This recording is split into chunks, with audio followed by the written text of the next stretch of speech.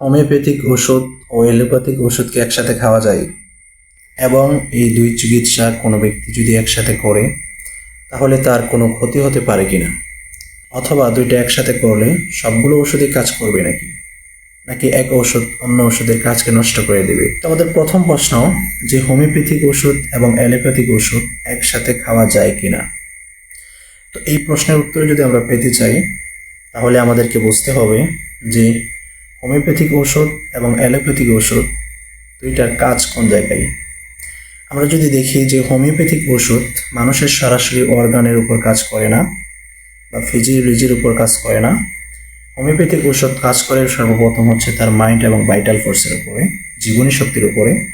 Homeopathic ওষুধের কাজ হচ্ছে যে তার জীবনী শক্তিকে উজ্জীবিত করা।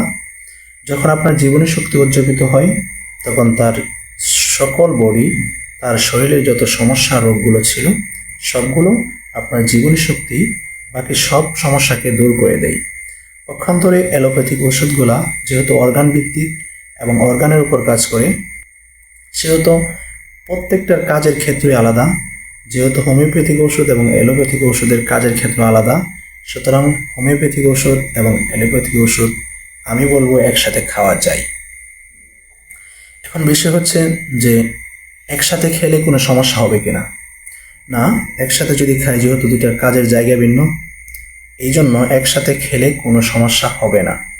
বরং কিছু কিছু ক্ষেত্রে দেখা যায় যে আমাদের হোমিওপ্যাথিক ওষুধের সাথে অ্যালোপ্যাথিক ওষুধগুলো চলাটা উপকারী এবং প্রয়োজনীয়। যেমন আমরা বাস্তবিক অভিজ্ঞতায় অনেক হোমিও ডাক্তার যারা আছেন অথবা অনেক রোগীরাও এটা উপলব্ধি করতে পারেন।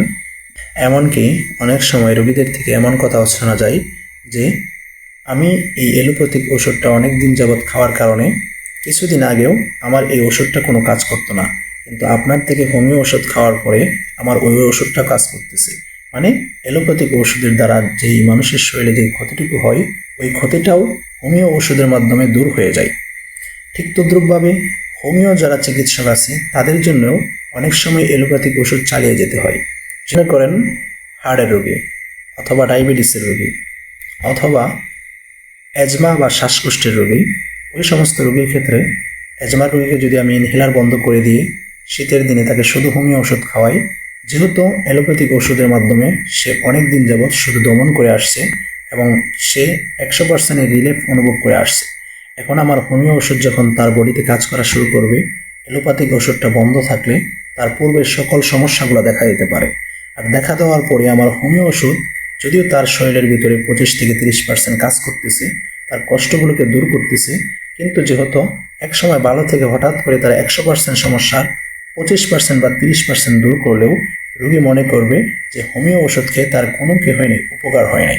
সেক্ষেত্রে আমাদের করণীয় হতে পারে যে আমরা আমাদের হোমিও ওষুধ দেব এবং তার আগের যে ওষুধগুলো ছিল এগুলো অল্প কিছুদিন চালাবো, এবং যখন আমাদের হোমিও ওষুধের মাধ্যমে তার লেভেল অফ হেলথ বা জীবনী শক্তিটা যখন উন্নত হবে, ওই সময় আমরা আস্তে আস্তে অল্প অল্প করে তার অ্যালোপ্যাথিক ওষুধগুলোকে বন্ধ করে দেব।